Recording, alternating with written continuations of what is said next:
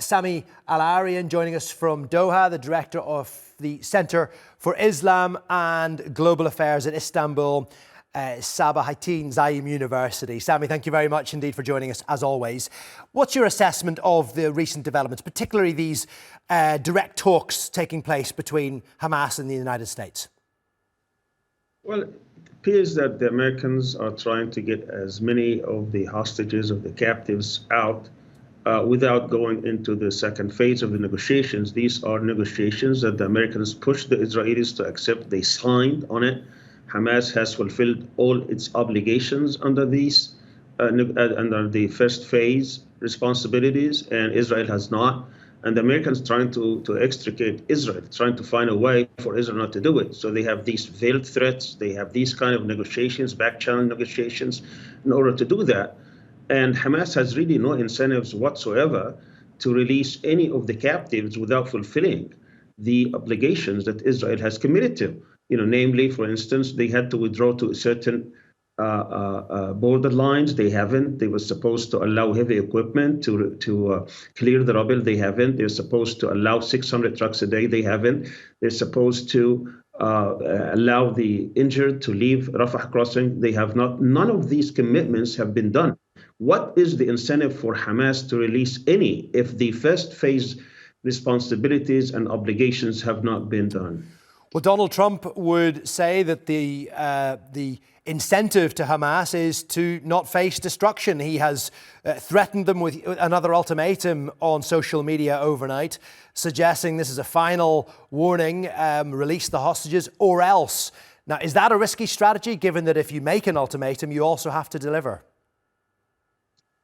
That's the product of a racist, supremacist mind.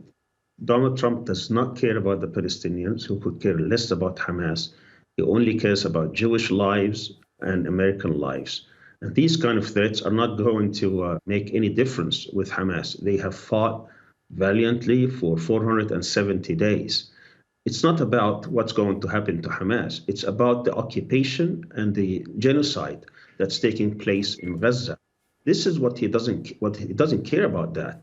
He wants all the Palestinians to leave Gaza. And before he does that and presses the different governments and the different forces in the region to do that and to help him accomplish that, he wants to get his hostages, his captives back. What kind of a person would threaten a whole 2 million people in order to get 2 dozens that he knows what the price is? The price is very well known. It has been negotiated with his own envoy. They have signed onto it, and now they're trying to renege. Donald Trump obviously not here to defend himself, Sami, so he would no doubt refute those allegations. Where do you see it going from here then if these talks between the US and Hamas are not productive? Will there be a renewed effort with mediators in Cairo, for example, to take things forward? There are no real negotiations here. What we have here is a demand by the Americans. This demand will only satisfy the right-wing Israeli factions, the Israeli regime, in order so that they can resume the war with less number of captives. That's what we're here. There is no real negotiations taking place. These negotiations have already taken place before.